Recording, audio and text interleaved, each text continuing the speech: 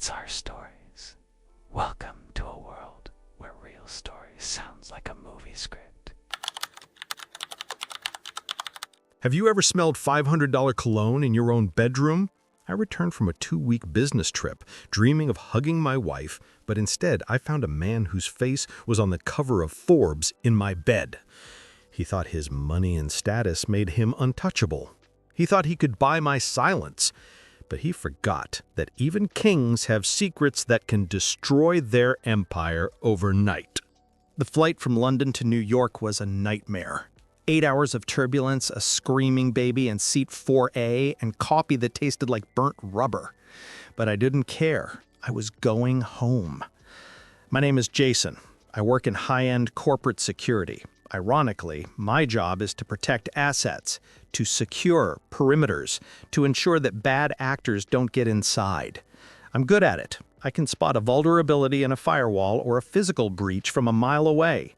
But as it turns out, the biggest security breach of my life was happening inside my own master bedroom, and I didn't even have a firewall installed. My wife, Amanda, was an ambitious woman. Beautiful, sharp, driven. She worked as the executive assistant to the CEO of a massive fintech conglomerate, Vertex Capital. Mr. Sterling was a legend in the city. You've seen guys like him. 50 years old but looks 40 thanks to Botox and personal trainers. Silver hair, tailored, Italian suits, a smile that looks charming until you realize it doesn't reach his eyes. For months, Amanda had been talking about him. Sterling is a visionary, Jason. Sterling relies on me so much. I have to stay late again. Sterling needs help with the merger. I trusted her. Why wouldn't I? We had been married for 6 years. We were trying for a baby. I thought the late nights were an investment in our future. I was the supportive husband, warming up dinner at 10 p.m., rubbing her shoulders while she complained about the stress. God, I was such a fool. It was 2:45 a.m. when my Uber pulled up to our house in the suburbs. The rain was coming down in sheets, turning the world into a blurry, gray mess. "Thanks," I muttered to the driver, grabbing my duffel bag. I stood in the driveway for a second, letting the rain hit my face. I was exhausted, but smiling. I decided not to text Amanda that I caught an early flight. I wanted to surprise her, maybe crawl into bed, wrap my arms around her, and sleep for 12 hours. Then I saw it, parked halfway up the driveway, blocking the garage door. A car. Not just a car. A sleek black Mercedes Maybach S-Class. The kind of car that costs more than my entire house. My stomach dropped. Not fear, confusion.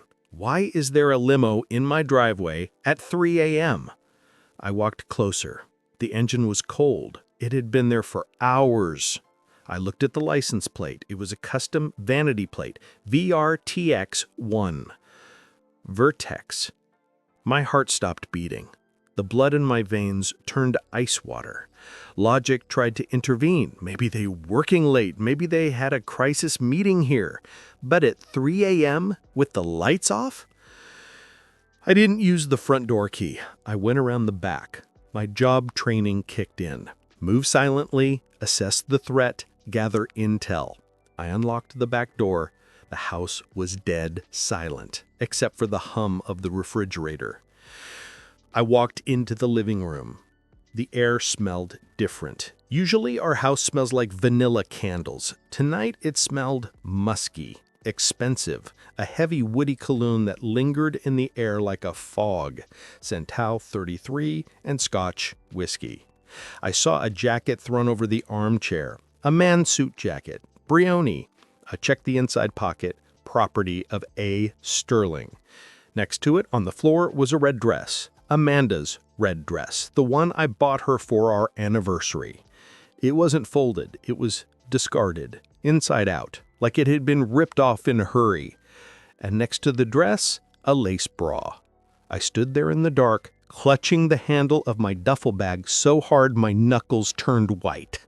The nausea hit me in waves. This wasn't a misunderstanding. This wasn't a late-night work session. This was an invasion. I took off my shoes. I walked up the stairs. The stairs usually creak on the third step. I skipped it.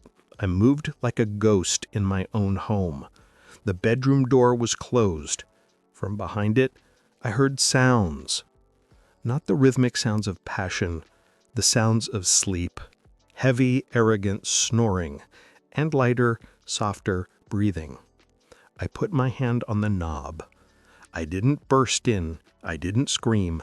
I took out my phone. I switched it to video mode. I turned on the flash. I pushed the door open. The flash illuminated the room like a lightning strike. There they were. Mr. Sterling, the billionaire visionary, was sprawled out on my side of the bed. He was naked, save for the sheet loosely draped over his waist. His mouth was open. Amanda was curled up against his chest, her head resting on his shoulder. The light hit them. Amanda woke up first. She squinted, confused. "Arthur, turn off the light," she mumbled, thinking I was him waking up to use the bathroom. "Arthur is busy right now," I said. My voice was calm, terrifyingly calm. Amanda froze. Her eyes snapped open. She saw me standing at the foot of the bed, rain dripping from my coat, phone raised. She didn't scream. She made a sound like a dying animal, a gasp that sucked all the air out of the room. "Jason! Oh my God, Jason!" She scrambled backward, pulling the sheet up, exposing Sterling in the process. Sterling woke up groggy. He sat up, blinking. He looked at me. He looked at Amanda. He looked at the phone. Most men would panic. Most men would cover themselves. Most men would apologize. Arthur Sterling was not most men. He rubbed his eyes, looked at the time on the bedside clock, and sighed. An annoyed sigh. He didn't cover up. He leaned back against my headboard, displaying his power, completely unbothered by his nakedness. "You must be the husband," Sterling said. His voice was gravelly with sleep, but laced with that boardroom arrogance. "You're home early. That's poor planning." "Poor planning," I repeated. The rage was building in my chest, a nuclear reactor approaching meltdown. "You are in my bed with my wife." "Jason, please, put the phone down." Amanda was crying now, hysterical tears. "It's not what it looks like. We fell asleep working." "Stop it, Amanda." Sterling cut her off. He looked at me with cold, shark eyes. "Look, son, let's be adults here. Put the camera away. This is an awkward situation, but it's manageable." He reached for his pants on the floor, pulled out a wallet, and tossed a business card on the bed. "You know security pays decent, but how would you like to make real money? Walk out that door, close it, go stay at a hotel for the night. We'll discuss a transfer to the London office tomorrow, with a generous bonus, say, 50,000. He was trying to buy me. He was naked in my bed, smelling of my wife, and he was offering me cash to let him finish his sleep. I lowered the phone slightly. Sterling smirked. He thought he had won. He thought everyone had a price. 50,000? I asked softly.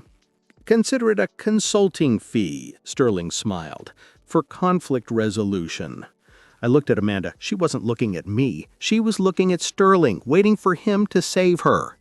I smiled back, a smile that made Amanda flinch. "Keep your money, Arthur," I said. "I don't want a bonus. I want a divorce, and I want to watch you burn." I raised the phone again. "And just so you know, this is live streaming to the cloud. Smile!" The word live stream acted like a taser. Sterling's arrogant smirk vanished. His face went pale, then red. He lunged at me. For a 50-year-old in good shape, he was fast. He tried to snatch the phone from my hand. "Give me that phone, you little shit!" he roared. Bad move. I stepped aside, grabbed his wrist, and twisted. Just enough to hurt, not enough to break. I shoved him backward. He stumbled, tripped over his own expensive trousers that were tangled on the floor, and fell hard onto the carpet. "Don't touch me," I said. My voice dropped an octave. "I work in executive protection, Arthur. If you come at me again, I will break your arm, and I will claim self-defense. And the police report will state that you were naked in my bedroom when it happened." Sterling scrambled back, clutching his wrist, looking at me with pure hatred. The power dynamic had shifted. He wasn't the CEO anymore. He was just an intruder on the floor. "You have no idea what you've done," Sterling hissed, finally pulling on his boxers. "You think you're clever recording this? I have lawyers who eat people like you for breakfast. If that video leaks, I will bury you. I will sue you for defamation, extortion, revenge porn, everything." Defamation requires a lie, Arthur. This looks like the truth to me. Then Amanda started. And this hurt more than the betrayal. She didn't apologize. She didn't beg for forgiveness. She attacked. "Jason, stop it. Put the phone away," she screamed, wrapping a robe around herself. She stood between me and Sterling, shielding him. "You're ruining everything. Do you know how hard I worked for this position? Do you know what this relationship means for my career?" I stared at her. "Your career? You're sleeping with him for a promotion? Is that what this is?" "He respects me," she yelled, her face twisted and ugly. "He listens to me. You're never here, Jason. You're always on some stupid trip, playing bodyguard. Arthur understands my ambition. He's going to make me VP of operations next month, and now you're going to mess it all up because of your fragile male ego." My ego? I looked at the woman I had promised to love in sickness and in health. She wasn't seeing her husband in pain. She was seeing an obstacle to her VP title. "I'm not the one messing it up, Amanda," I said quietly. "You invited your boss into our bed. You made the choice. Now you live with the consequences." "If you release that video," she threatened, her voice turned cold, "I will tell everyone you hit me. I'll get a restraining order. I'll make sure you never work in security again." I laughed. It was a dry, humorless sound. "Go ahead. The house is rigged, Amanda. Cameras in the hallway, cameras in the living room, audio sensors. I have footage of me entering peacefully. I have footage of you screaming threats. You can't lie your way out of this one." I was bluffing about the audio sensors, but she didn't know that. Fear is the best weapon.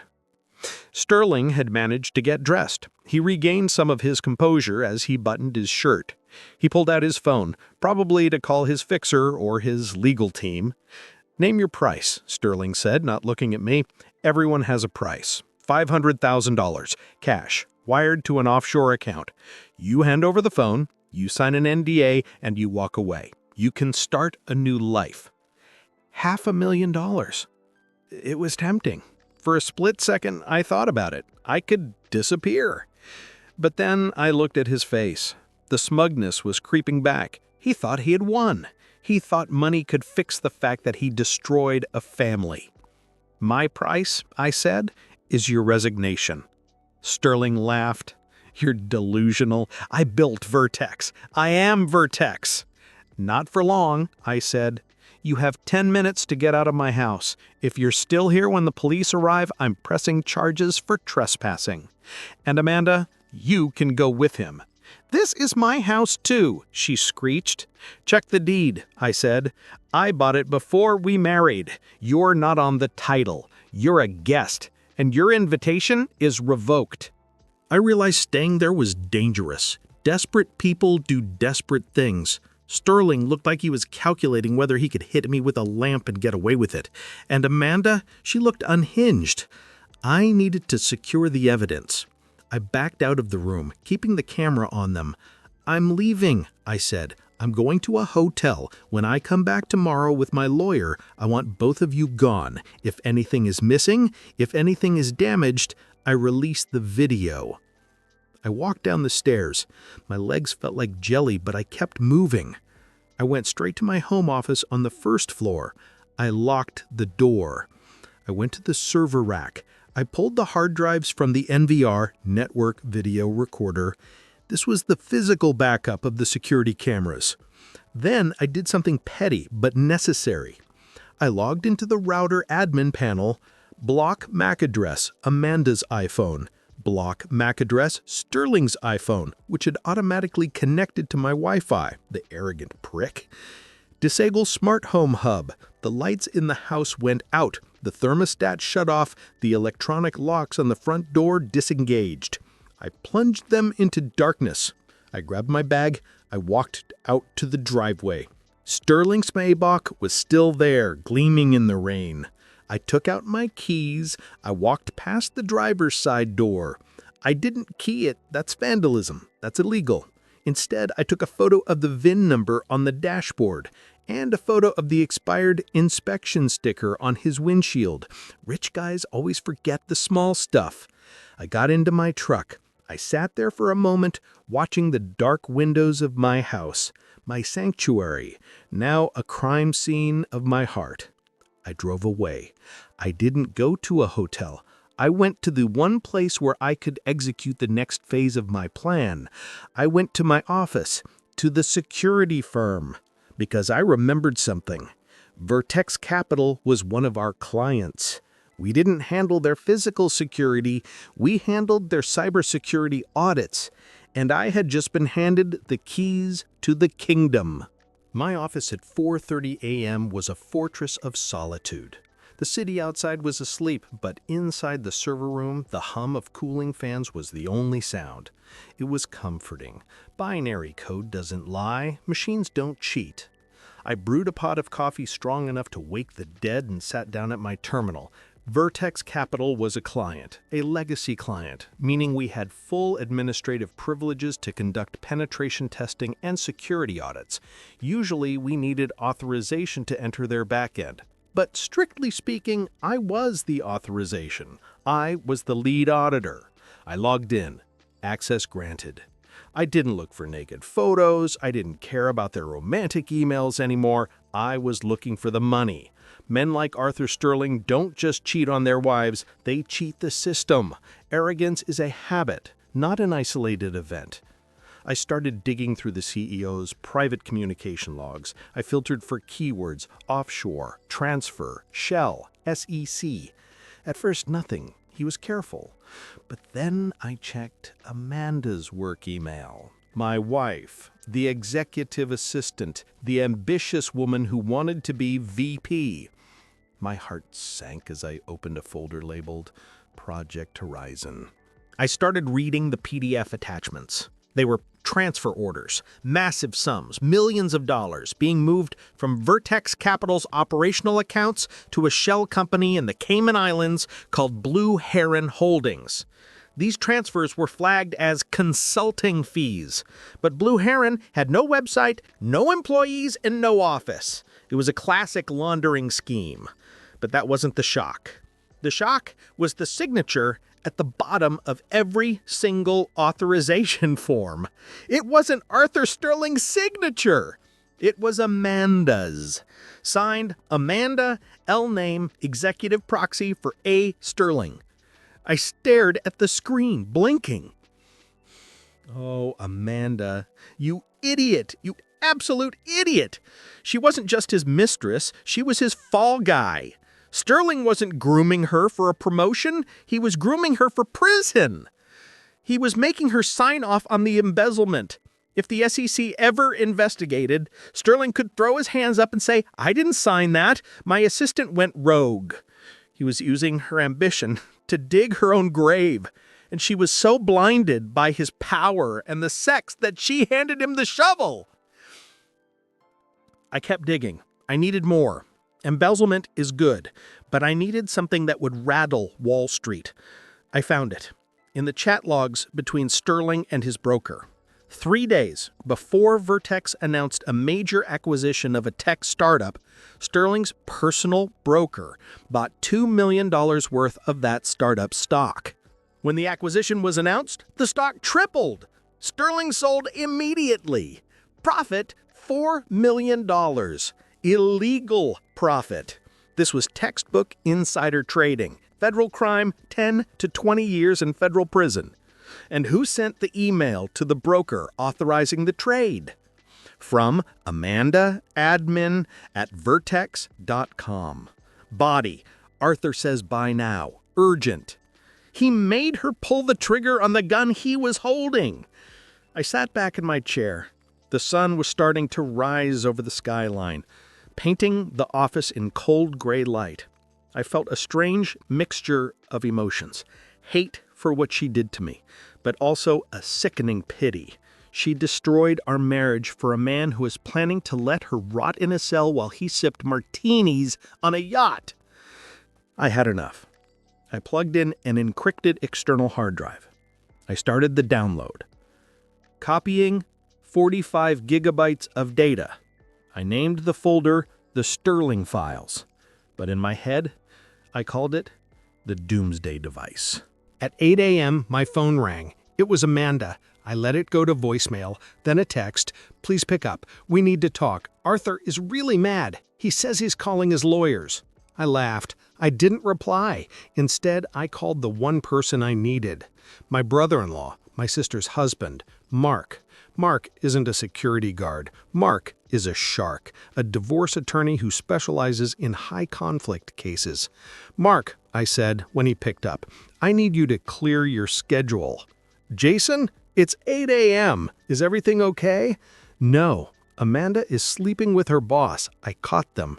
Shit. I'm sorry, man. Don't be. I need you to draft divorce papers, adultery, and I need you to prepare a whistleblower complaint for the SEC. Wait, SEC? Jason, what did you find? I found everything, Mark. I found the bodies buried in the digital backyard, and I'm about to hand the shovel to the feds. I left the office at 9 a.m. I didn't go home.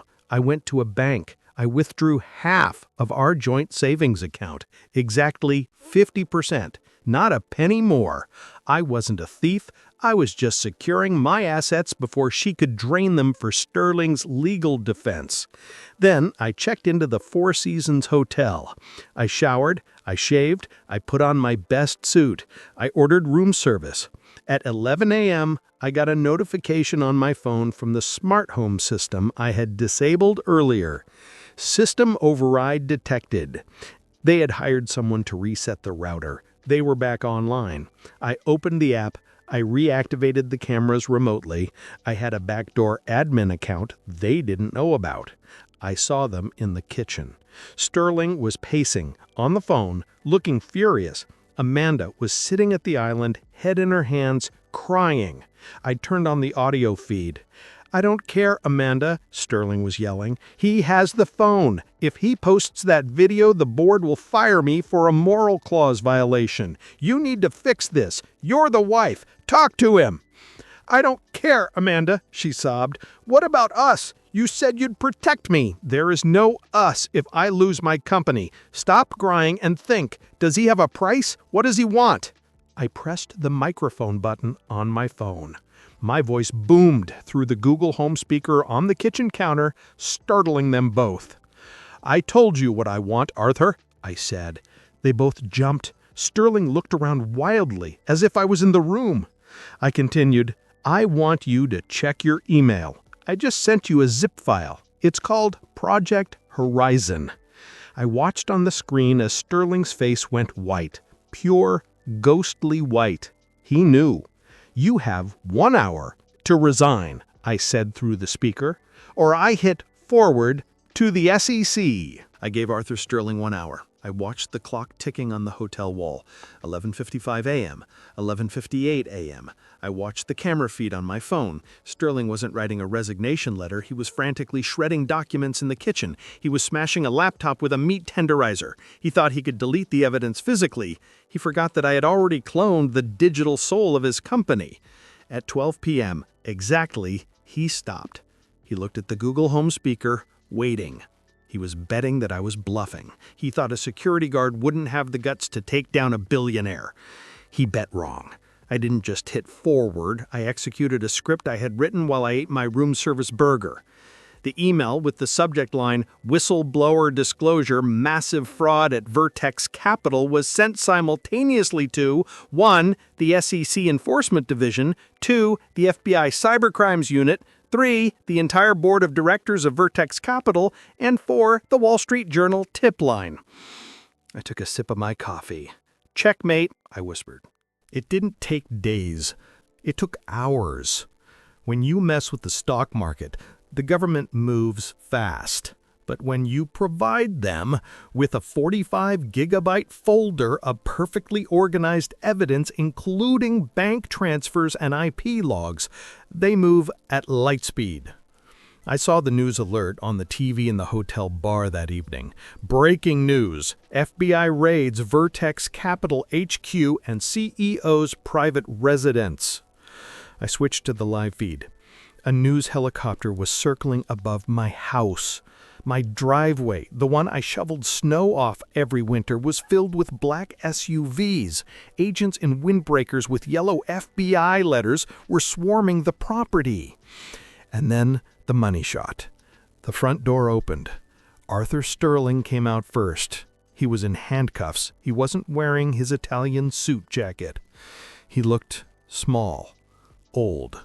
He was shouting something at the agents, probably threatening to sue them. They pushed him into the back of a car like a common criminal. Then came Amanda. She wasn't shouting. She was sobbing. Her hands were cuffed behind her back. She looked terrified, stumbling in her high heels. I watched my wife being led away by federal agents. A part of me wanted to feel sad. I wanted to remember the woman I married. But all I could see was the signature on those fraud documents, Amanda. She signed her own warrant. 2 days later, my phone rang. Call from New York County Detention Center. I accepted the charges. "Jason?" Her voice was a cracked whisper. She sounded broken. "I'm here, Amanda." "You have to help me," she cried. "They're charging me with conspiracy, wire fraud, aiding and abetting. Jason, they say I could get 5 years. You have to tell them I didn't know. Tell them Arthur made me do it." "I can't tell them that, Amanda," I said calmly, "because I saw the emails. You sent the insider trading orders. You signed the offshore transfers. But I did it for him. He said it was standard procedure. He said he loved me." "He lied," I said. "He used you as a human shield. Did you know he has a separate legal team claiming that you were the mastermind? He's throwing you under the bus to save himself." There was silence on the line, then a scream of pure anguish, the sound of a reality shattering. "I can get you a lawyer recommendation, but I'm not paying for it. I filed for divorce yesterday. My assets are frozen by the investigation, but since I'm the whistleblower, I'll be cleared. You won't." "Jason, please, I love you." "No, Amanda, you loved the lifestyle. You loved the idea of being a CEO's wife. Now you're just a CEO's accomplice. Goodbye." I hung up. I didn't block the number. I just never picked up again. The trial was the media event of the year. Sterling's defense crumbled when I testified. The digital evidence was irrefutable. He was sentenced to 15 years in federal prison. His assets were seized to pay back the shareholders. He died broke in a cell, metaphorically speaking. His reputation is dust. Amanda took a plea deal. She testified against Sterling. She got 3 years. She's currently serving time in a minimum security facility in Connecticut. She writes me letters sometimes. I don't open them. I put them in a box in the garage. Maybe one day I'll burn them. Maybe not. As for me, the whistleblower reward from the SEC is a real thing. It takes years to process, but let's just say it's a percentage of the recovered funds, and Sterling stole a lot. I didn't need his $50,000 bribe. The government check will be significantly larger. I quit my job at the security firm. I started my own consultancy. I travel a lot now. I sold the house. The FBI tore it apart, searching for evidence, and the neighbors stared. I bought a cabin in Montana. Quiet. No cell service unless I want it. Sometimes late at night, I wake up reaching for Amanda. Then I remember the Maybach in the driveway, the smell of Santal 33, the betrayal.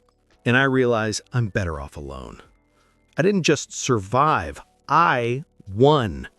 But the victory is cold. Revenge keeps you warm at night, but it doesn't hug you back. Still, it's better than sleeping next to a snake.